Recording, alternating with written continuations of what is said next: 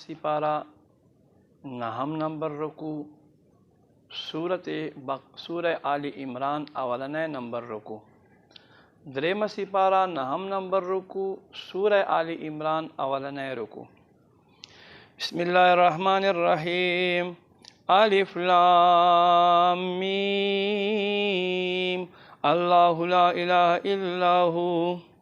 اللہ اغذات چنشت عبادت مستحق مگر اغذات الحیو چ جوندے دے القیوم چ ودرون کے دے نزل علیک الکتاب بالحق نازل اکڑو کتاب ستا طرف تا پا حق سرا مصدقا لما بین یدیہ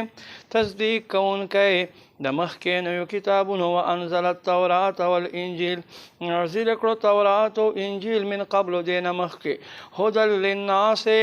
خلق دپار ہدایت وانزل الفرقان او فیصلے والکتاب نازل کرو ان الذین کفروا بے شک اغا خلق چا کافران دی بے شک اغا خلق چاچی کفر کرو بے آیات اللہ آیاتن سر لهم دوی دے پارا عذاب شدید سخت عذاب دے واللہ عزیز ذو انتقام اللہ غالب بدل اخستن کہہ دے ان اللہ لا یخفى علیہ شیئن بے شک با اللہ بانگے سیوشیس پٹھ نہ دے فی الارض اغا کا پزمکو کی ولا فی السماء اغا کا پاسمانونو کی هو الذی اللہ غزات تے یصورکم چو صورتون دستا سو جوڑے فی الارحام پرحمونو کے کیف یشاء سنگ چه دخوا خشی لا الہ الا ہو نشد عبادت مستحق غیرہو دن علاوہ العزیز الحکیم اغچ عزت حکمت وال دے هو الذی اللہ غزات تے انزل علیک الکتاب چھتا باندے کتاب نازل کرو منہ لدے کتاب نا آیات محکمات س آیتنا صفا مانور کوی ہن ام الکتاب دادا کتاب اصل دے و اخر متشابہات او سنور دی چغوی پمانو کے اشتبادا فاما الذین فی قلوبہم زیغن بہر حال اغا خلق چاچ پزرنو کے کگوال دی فیتبعون پس دوی ورپسی کی گی ما اغا آیتن پس تشابہ کم مشابیوی ابتغاء الفتنتے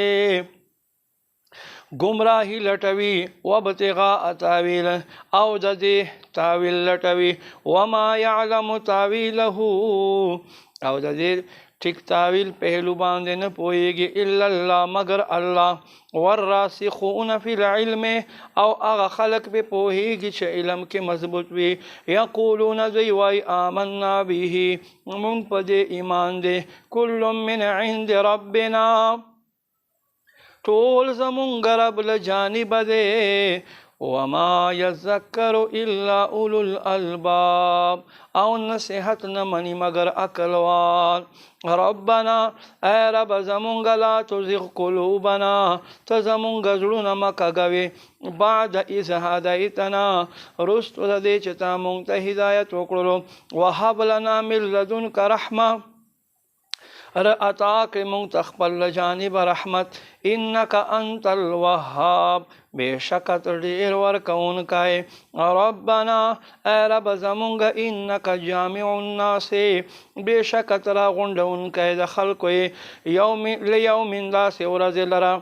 لا ریب فیہ آغا ورس چپ دے ورز کس شک نشتا دے ان اللہ بے شک اللہ لا یخلف المیعاد خپل وعدے خلاف نہ فرمائی